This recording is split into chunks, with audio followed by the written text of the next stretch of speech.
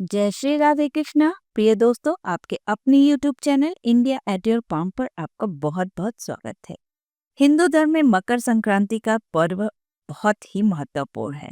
इस दिन सूर्य देव उत्तरायण होते हैं, अर्थात सूर्य देव की गति की दिशा बदल जाती है। मकर संक्रांति से उनकी चाल की दिशा उत्तर की ओर हो जाती है। सूर्य नारायण के उत्तर होने की तिथि पर मकर संक्रांति का पर्व मनाया जाता है। सूर्यदेव प्रत्येक माह में राशि का परिवर्तन करते हैं।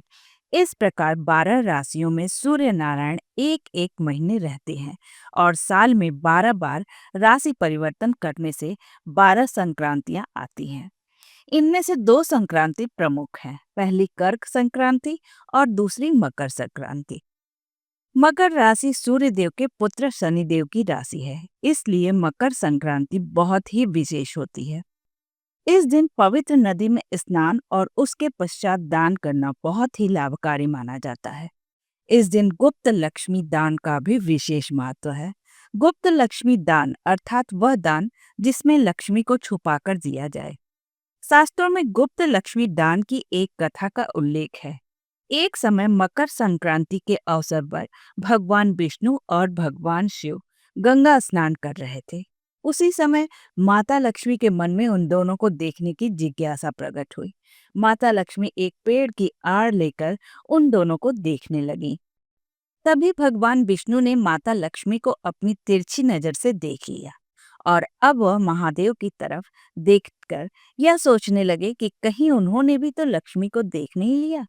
महादेव आखिर त्रिलोकीनाथ हैं। वे तुरंत ही भगवान विष्णु के मन की बात को समझ गए और बोले, हे नारायण, मैंने सब कुछ देख लिया है। आज मकर संक्रांति पर लक्ष्मी ने गुप्त रूप से हम दोनों के दर्शन एक साथ किए हैं।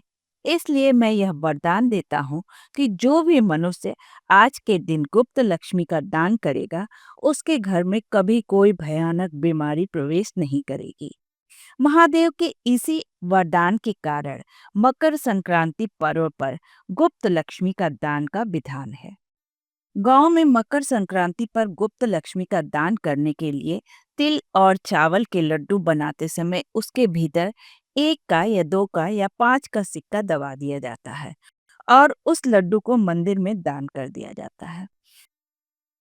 तो आइए अब जान लेते हैं कि इस बार मकर संक्रांति का पावन पर्व किस दिन मनाया जाएगा, 14 जनवरी या 15 जनवरी को। इस वर्ष सूर्य देव का मकर राशि में गोचर होगा 14 जनवरी मंगलवार को सुबह 9:03 पर। उसी क्षण सूर्य की मकर संक्रांति होगी। ऐसे में मकर संक्रांति का पावन पर्व 14 जनवरी मंगलवार को मनाया जाएगा। इस दिन गंगा स्नान और दान के लिए पुण्य काल होगा सुबह 9:03 से शाम 5:46 तक। कुल अवधि 8 घंटे 42 मिनट तक रहेगी। इस दिन महापुण्य काल होगा सुबह 9:03 से सुबह 10:48 तक। इस मुहूर्त में पूजा पाठ दान आदि का कार्य करना अत्यंत शुभ माना जाता है।